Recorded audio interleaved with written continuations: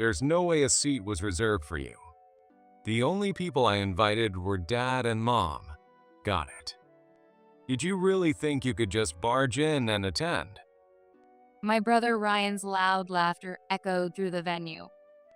That day, I had gone to my brother Ryan's wedding venue. However, my name wasn't on the guest list at the reception. As the receptionist tilted their head in confusion, my brother Ryan, dressed in his wedding attire, walked toward me with a smug grin on his face. And that's when he hit me with the words, "There's no seat for you." The guests around us glanced over with confused looks. I see. So in their eyes, I must have been the clueless idiot who showed up uninvited. Ryan had always called me names like useless and a failure, tormenting me for as long as I could remember. Ryan hadn't changed, even with age. He had gone as far as calling me to his wedding just to see the look on my face when he hurt me. But too bad for him. He was the one mistaken. I hadn't come to his wedding venue because I intended to attend. I went to the reception desk just to check if my name was on the guest list, just in case. Looking straight at Ryan, I opened my mouth to tell him the truth. "You're wrong. I didn't come here to attend your wedding. I was invited by that person. My name is Karen, and I'm 26 years old. I didn't grow up in what anyone would call a fortunate household, but I was probably the only one in the family who felt that way. My father, mother, and my older brother Ryan, who is 4 years older than me, must have lived happily together. To put it bluntly, their happiness was built at my expense. Or perhaps it would be more accurate to say that I was their personal punching bag. Since childhood, they had always been especially harsh toward me alone. I hate it when people find out we're siblings. Do me a favor and just pretend we don't know each other, okay? I don't even want to think about you being my child. How did I end up with such a worthless failure? Being insulted like this wasn't just something my brother did. It was something my parents did too. It was an everyday occurrence. Why was I treated so horribly by my own family? According to my parents, the reason was simple. Unlike my brother, I was a useless nobody with no talent and a dull personality. It was true that Ryan had always excelled in both academics and sports. Ever since he was little, he scored at least 95 points on every test. In high school, where rankings were posted, he almost always placed in the top 10. His athletic ability was impressive, too. He was a regular on his team and carried his uniform and gear with him, walking confidently toward competition venues. I had seen that sight more times than I could count. With his talents and achievements, Ryan was always popular and constantly surrounded by people. Meanwhile, my grades were nothing special, just average. I wasn't athletic either. Whenever I ran a short distance race, I'd either finish last or barely above last place. I was also painfully shy, introverted to a fault, and had trouble making friends. At best, I could count the number of people I considered friends on my fingers. My social life was what you'd call narrow but deep. But to my parents, that just made me unfriendly. You can't study or play sports like your brother, so at least try to be more cheerful. Wipe that gloomy look off your face. That's why people don't want to be around you. I had been scolded like this more times than I could count. If it had ended there, I might have believed they were just lecturing me out of concern for my future. But then they would continue, saying things like, "Well, no matter how hard you try, someone like you will never be liked. Seriously, how can siblings be this different?" Their words made it painfully obvious they weren't trying to help me. They just enjoyed looking down on me.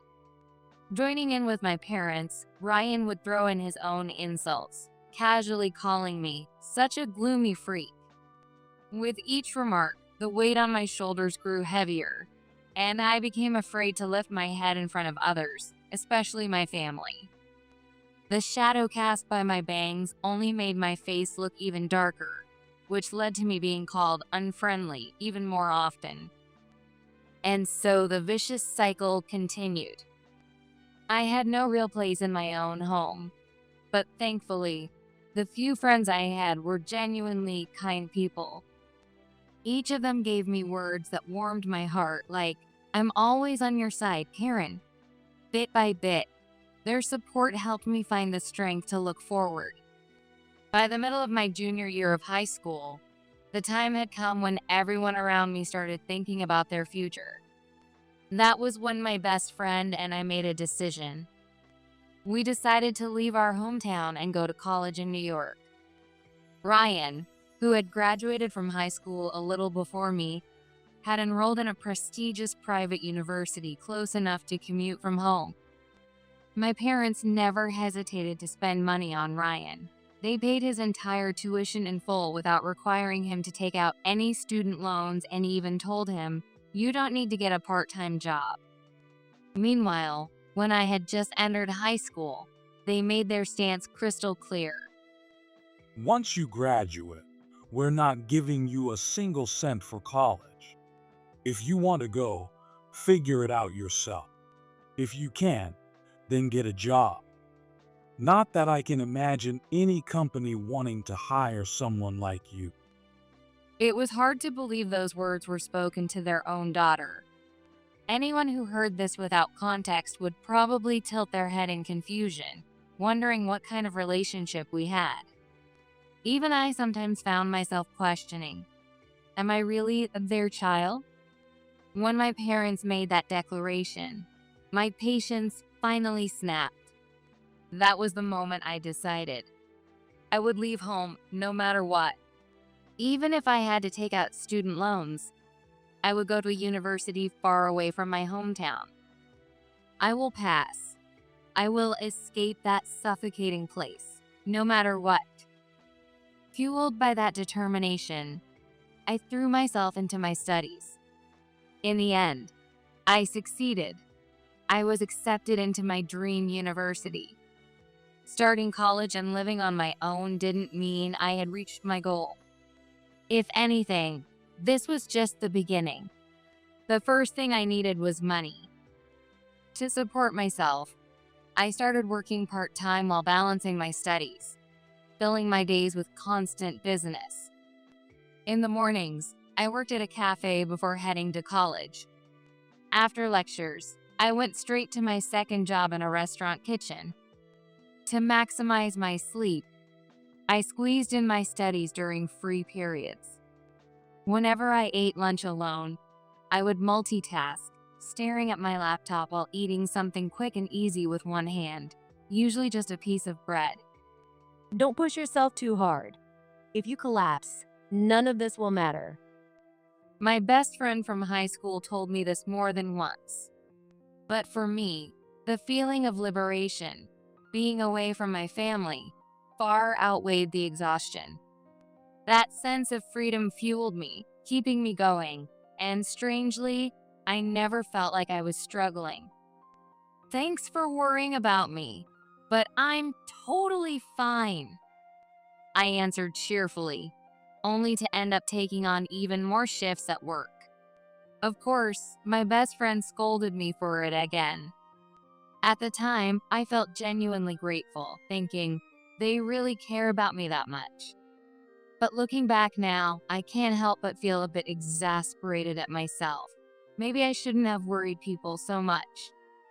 Most of my days were spent going back and forth between work, college, and my apartment, rarely ever setting foot in my parents' house. But when it came to holidays like Christmas or Thanksgiving, avoiding them wasn't so easy. Despite how terribly they had treated me, they still had the nerve to send messages like, "You should come home once in a while." Had they finally realized how cruel they had been and reflected on their actions?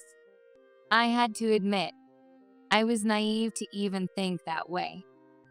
I just got a job at a major IT company. There's no way a failure like you could ever manage that. The moment I stepped through the front door, my brother bombarded me with his bragging. Ryan, you're amazing. That's our son. And as expected, my parents showered him with praise. Even as I pressed my lips together in silence, my brother kept smirking, his arrogant grin never fading as he continued talking. My boss and colleagues trust me, and they've started giving me important tasks. Someone like you, though, even if you become a working adult, you'll probably only be allowed to do menial chores. No, actually, Karen should be grateful to do the chores. That's all she's good for anyway. At that moment, I understood. I hadn't been called back home so they could apologize for how they had treated me. That was never their intention. They just wanted to compare me to Ryan, who was living his so-called brilliant life, and use me as a punching bag once again. What an absolutely vile display of human nature. Without realizing it, my body tensed up and I clenched my fists so tightly that my nails dug into my palms. I could feel a deep furrow forming between my brows. Were these people really full-grown adults? Why were they still acting so childishly, even now? Countless question marks flooded my mind, but I knew there was no point in voicing them to my parents or Ryan. Nothing would change. All I could do was keep my mouth shut and exhale slowly. I should avoid going back home as much as possible, even if they contact me again. With that decision, I gradually became estranged from my family. Work, studying, and the occasional break with my best friend. By keeping my schedule as packed as possible, I found myself thinking about my parents and Ryan less and less. Or rather, it would be more accurate to say that I simply didn't have the time to think about them anymore. Thanks to that, I was able to maintain my peace of mind. I never failed any courses, and in the end, I successfully graduated from college. I didn't return to my hometown for work. Instead, I got a job at a company in New York. The thought of going back home never even crossed my mind. Even if I didn't live with my parents, I knew all too well that they would go out of their way to find me, barge into my life, and hurl insults at me endlessly. I had no interest in willingly throwing myself back into hell. Back in college, my daily routine revolved around campus, my part-time jobs, and home. After entering the workforce, that routine shifted to just work and home. Years have passed since then, bringing me to where I am now. My parents and Ryan had drilled it into my head countless times, calling me useless, incapable, and insisting that even if I got a job, I'd only ever be stuck doing menial tasks. But contrary to their words, I had achieved significant results in my career.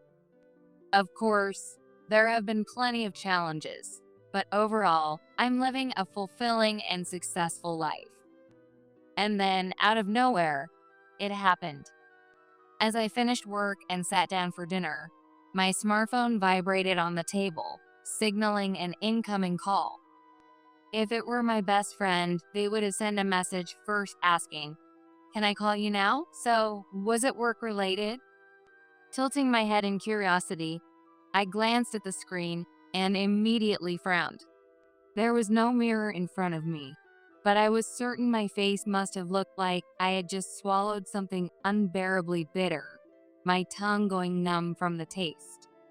I really don't want to answer this. The words slipped out unconsciously. The caller was none other than Ryan. I scrolled through my call history, and his name was buried so far down that I had to swipe multiple times just to find the last time we had spoken. It had been that long since we'd had any real contact. What could he possibly want now? The phone kept vibrating insistently, as if demanding me to pick up, fueling my anxiety.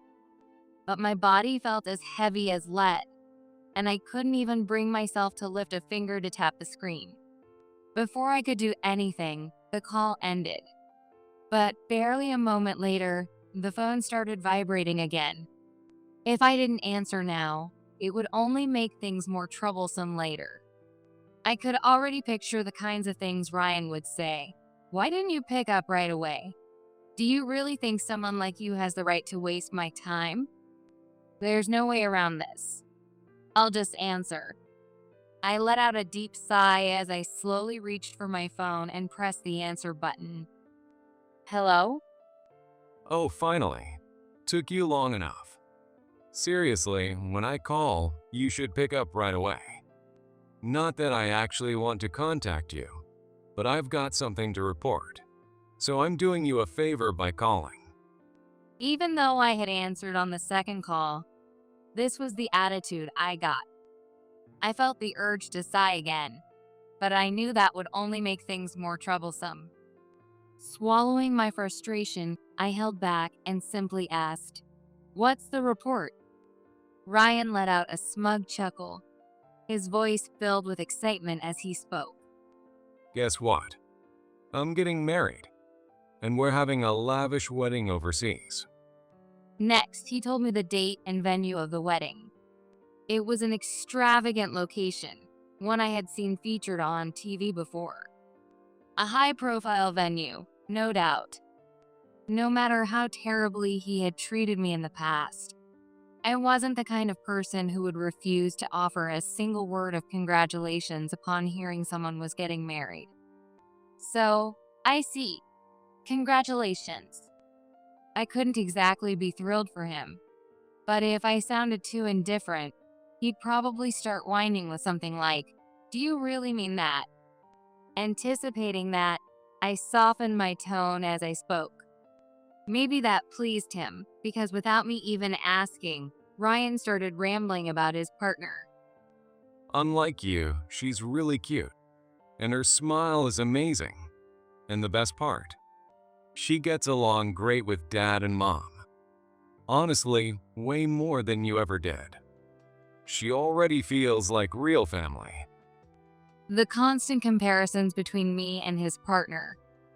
There was no way I was imagining how deliberately emphasized they were. Even in a moment like this, did he really still feel the need to put me down? As I sighed in exasperation, Ryan suddenly asked, "So, are you coming to the wedding?"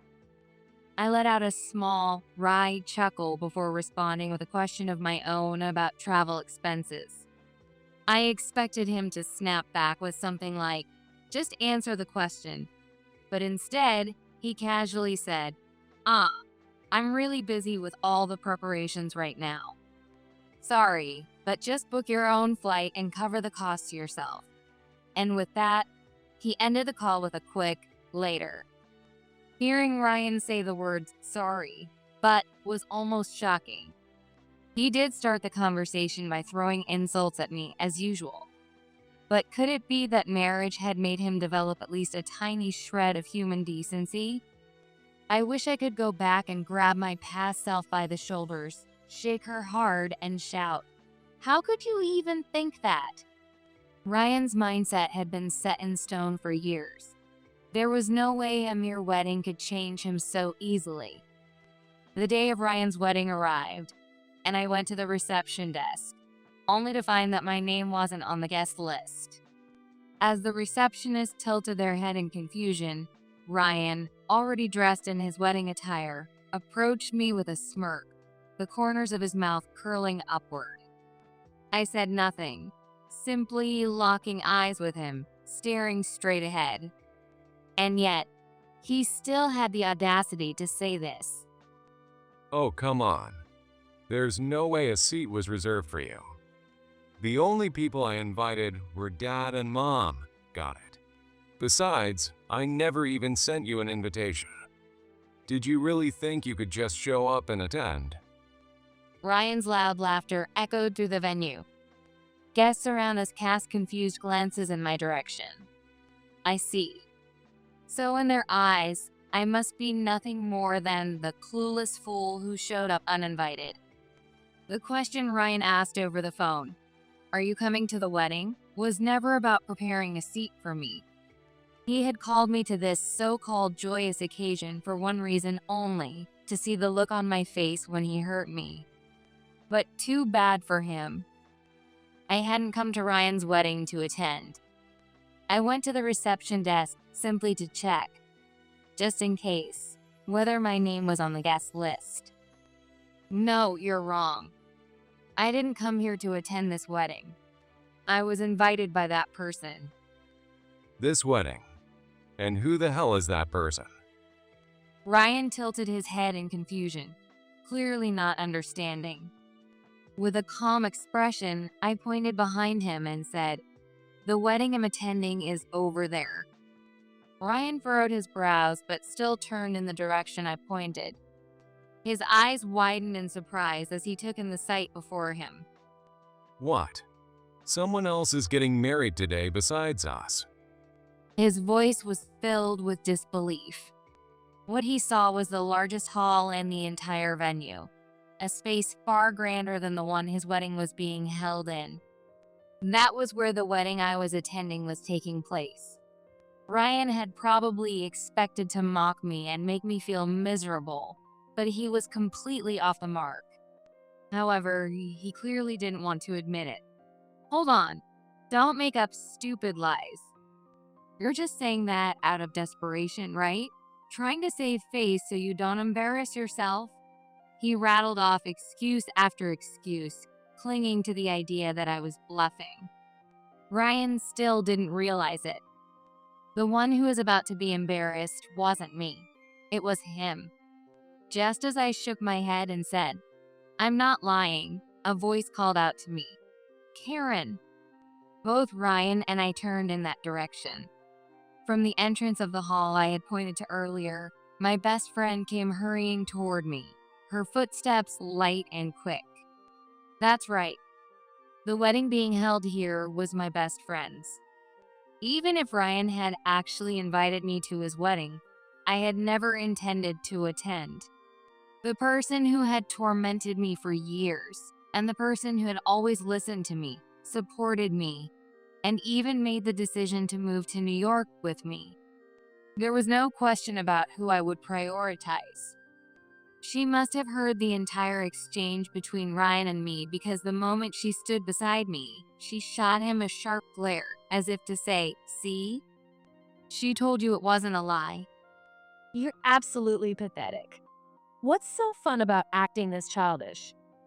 On what's supposed to be one of the happiest days of your life, you're wasting your time plotting petty harassment. Doesn't that just make you feel empty inside? My best friend's voice was clear and resolute. It wasn't particularly loud, yet it rang through the space with unmistakable sharpness, drawing the attention of the surrounding guests. Seeing her stand up for me so fiercely, even in this situation, sent a warm surge through my chest. Thank you for always being on my side. I silently expressed my gratitude to her in my heart. But Ryan stood there with his eyes and mouth wide open, looking as if his soul had left his body. It was clear that my best friend's words hadn't reached him at all. It seemed to have gone in one ear and out the other. Though he seemed to be looking in her direction, his gaze was actually fixed on someone standing a little farther away. His body trembled slightly, despite the absence of any cold, and his lips had gone completely pale. His face was a mix of shock and fear. Who was standing there? With each sharp click of approaching footsteps, Ryan's complexion grew paler and paler. Why? The words slipped weakly from his lips. His sentence trailed off, but it was obvious what he meant to say. Why are you here? The person seemed to pick up on Ryan's unspoken words. Stepping beside my best friend, he looked directly at Ryan and spoke. How could a wedding proceed without the groom? Am her partner. Of course, I should be here at the venue. That's right. The person who had arrived with my best friend was none other than her fiancé. But why was Ryan reacting so intensely to this man's presence? Because he was none other than the sales director of Ryan's business client. I never imagined you and Karen were siblings. It's quite a small world, isn't it? My wife's best friend and my business associates turn out to be family. His tone was calm and polite, but even that seemed to send a wave of fear through Ryan. His trembling grew visibly worse. If this were an anime, there would probably be visible after images of Ryan shaking. His teeth had begun to chatter, producing a faint but continuous clicking sound. As for the main matter at hand, the sales director began, and at those words, Ryan flinched so dramatically it was almost comical. His voice, which had been calm just moments ago, had now dropped, low, firm, and commanding. I had heard about it before, but after witnessing what just happened, I can now say with certainty, you and your parents have been mistreating your own sister, Karen, for years. Wait, no, that's not. Ryan stammered, his eyes darting around frantically as if searching for an escape, his words barely coherent. He probably wanted to make excuses, but knowing that his own words had been overheard, he must have realized there was no way out. And just as if to deal the final blow, the sales director spoke in a calm, matter-of-fact tone. We will need to reconsider our contract with your company. What? Ryan's voice was so loud and shrill from shock that it nearly cracked, but beneath it, I too let out a small, surprised, "What?" as I tilted my head in confusion. The company name the sales director had just mentioned wasn't the one Ryan or my parents had told me before. I later found out the truth. Ryan had been lying about working at a major IT firm. In reality, he was employed by one of its subcontractors. Having been spoiled and placed on a pedestal by our parents his whole life, Ryan had grown into a prideful, image-conscious person. Maybe that's why he had casually thrown around the name of a prestigious company. Once he received praise, "That's amazing," as expected of you, he probably found himself trapped, unable to backtrack. So he kept up the lie, hiding the truth all the way up to this day. The pride Ryan had spent years carefully building crumbled in an instant with the sales director's words. He bit his lower lip in frustration, unable to hide his humiliation. The sales director calmly began explaining that this decision wasn't based on just this incident alone. He went on to say that Ryan often made decisions based purely on his own judgment, rarely conducting proper market research. As a result, the company's profit margins had been steadily declining year after year, putting him in a position where losing the contract was only a matter of time. And now, with this incident, the final nail had been hammered in. A person who can't even value their own family, the people closest to them, could never truly consider the needs of their business partners. I have no interest in working with someone who can so easily hurl insults without a second thought. We will be terminating our contract. Hit by the sharp words of the sales director, Ryan staggered, his legs giving out beneath him as he collapsed to his knees, completely disregarding the fact that he was still in his wedding attire. For a moment, I thought he had finally realized his mistakes and was about to show some remorse. But then, No, you've got it all wrong. Karen's name not being on the guest list was just a mistake. She was actually invited. unbelievable. Ryan had resorted to pathetic excuses. But there was no way any of us were going to believe him. "I'm beyond disappointed in you. I don't even want to consider you my brother anymore. Stay out of my life forever. I declared my final goodbye to Ryan and, without waiting for his reaction, took my best friend's hand and walked away without looking back. Inside the venue, the air was warm and filled with joy, every detail thoughtfully arranged. My breath caught as I saw my best friend in her wedding dress. She was so beautiful, I nearly teared up. Beside her, the sales director gazed at her with eyes full of love and tenderness. There was no doubt about it. They were perfect for each other. And I was certain they would share a lifetime of happiness together. I had pushed all thoughts of Ryan out of my mind and fully enjoyed the wedding. Even after returning home, I let myself bask in the lingering joy of that beautiful day. Then, exactly 1 week after returning from the trip, my phone vibrated in my hand, flashing Ryan's name on the screen, announcing an incoming call. For some reason, the vibration felt louder than usual, almost as if it reflected the instability of the person on the other end of the call. My body stiffened instantly. Just when my best friend's wedding had started to soften the painful memories, he has to come and ruin it. I felt my cheek twitch in frustration. Completely unaware of my thoughts, I answered the call with a simple, "Hello?" The next moment, Ryan's furious voice exploded through the phone, shouting at me with overwhelming rage.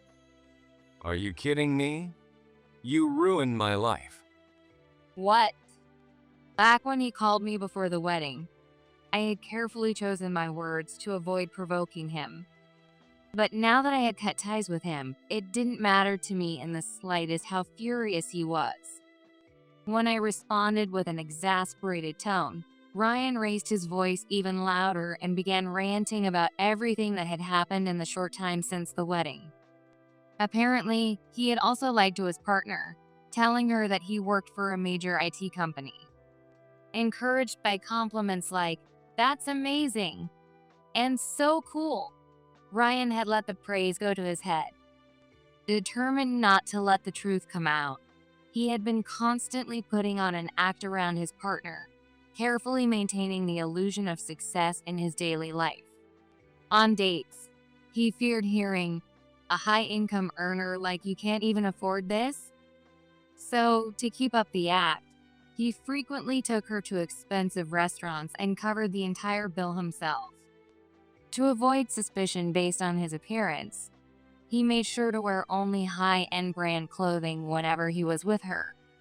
He had been depleting his savings, but with such an unsustainable lifestyle, his funds had started running out. Keeping up this act would only make things harder for him. Someday, he would have to come clean.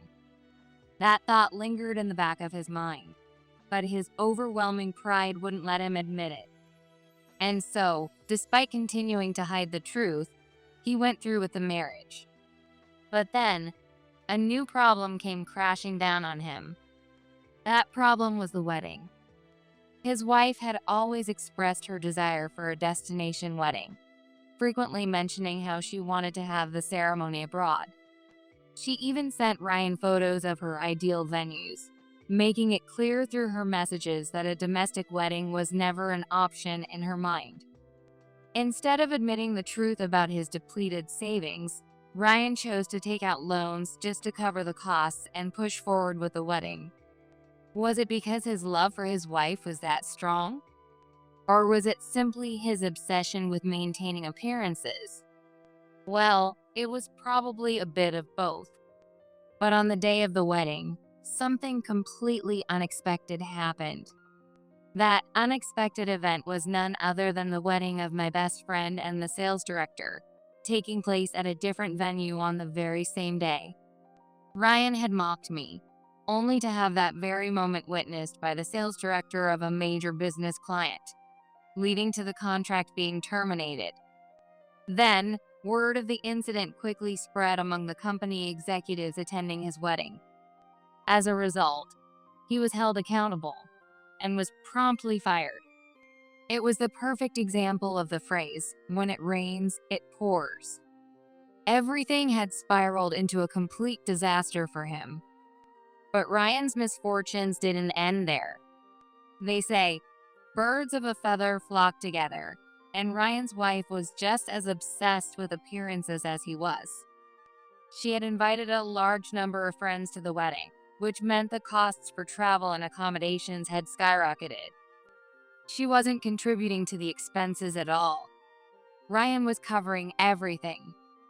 She didn't have much money herself and had completely relied on her high-earning, big company employee husband for financial support. What would happen when she learned the truth and witnessed Ryan being fired right in front of her? With all his lies exposed, Ryan was dealt the final blow.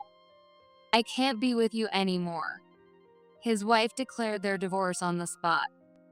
She was probably only ever attracted to Ryan's fake status and supposed wealth.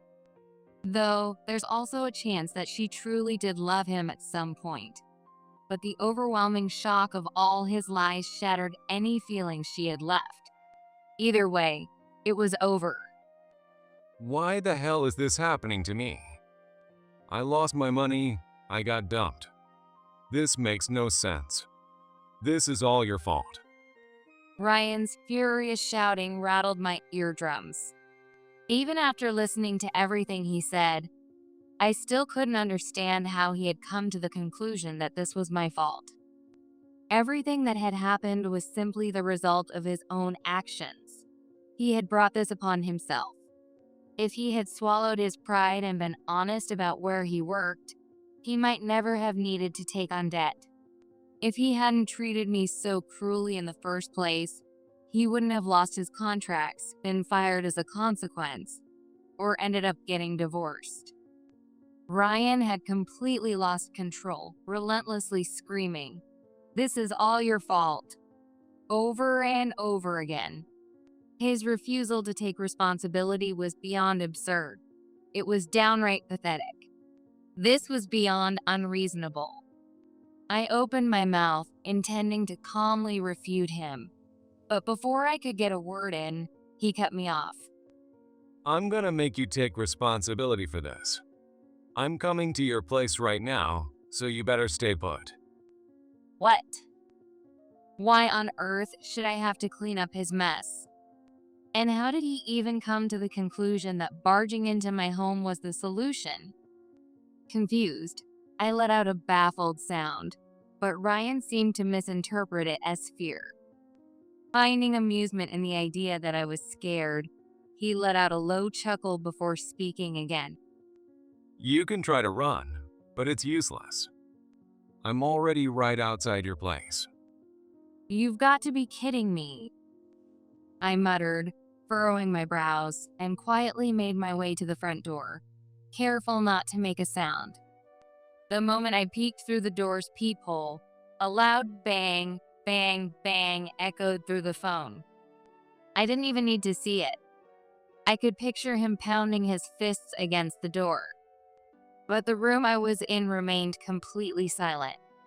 There were no dull thuds echoing through the walls, no vibrations shaking the door or the floor beneath me. "Hey, are you by any chance at the apartment I lived in back when I was in college?" At my question, Ryan suddenly went silent, as if he had frozen in shock. For a moment, neither of us spoke. Then, he was the first to break the silence. Wait, so you're not living here anymore? As if the rage that had been fueling him suddenly drained away, Ryan's furious shouting came to an abrupt halt. His voice shrank to a barely audible murmur, muttering in disbelief, "That can't be." Then where? It sounded less like he was speaking to me and more like he was talking to himself, dazed and lost. His anger had clouded his judgment so much that he hadn't even considered the obvious, that I might have moved after becoming a working adult. He had stormed over to the apartment, determined to make me pay, only to discover that I no longer lived there. Completely caught off guard, his confidence deflated in an instant. and his tone grew noticeably weaker. I could easily picture him, like a puppet with its strings cut, slumping forward in utter defeat. If I kept the call going, Ryan would undoubtedly ask, "Then where are you now?" Before that could happen, I moved to press the end call button. But just as my finger touched the screen, a loud, angry voice, not Ryan's, blared through the phone. Hey, stop banging on my damn door. Don't you get that you're disturbing the whole neighborhood? It seemed the new tenant of my old apartment had finally lost patience and come outside. "You're being way too damn loud," the tenant complained, completely justified in his frustration. Ryan seemed to have completely lost the will to form a coherent response. He just kept mumbling meaningless fragments. Well, I mean, over and over again. Now's my chance to end this. Without hesitation, I pressed the red end call button and, in one seamless motion, blocked Ryan's number. Later, I heard that he had been taken to the police station, thoroughly interrogated, and eventually released. Whether it was because he had genuinely reflected after being lectured by multiple people, or simply out of fear of getting in trouble with the police again, I didn't know. But one thing was certain, Ryan never tried to come after me again. And so, Ryan's new life began, one burdened with massive debt. But instead of letting him face the consequences of his own actions, my parents, completely oblivious to the concept of accountability, reached out to me with a request. "Please help your brother." Coddling him now wouldn't do him any good. It would only make things worse. Letting out a deep sigh, I flatly rejected their request without a second thought. I've already cut ties with Ryan, so I have no obligation to help him. And as for you two, I never want to have anything to do with you again. And so, I was finally freed from the chains of my family, able to live my life on my own terms. If I ever have a family of my own in the future, I will use my brother and parents as examples of what not to be and create a home filled with warmth and love.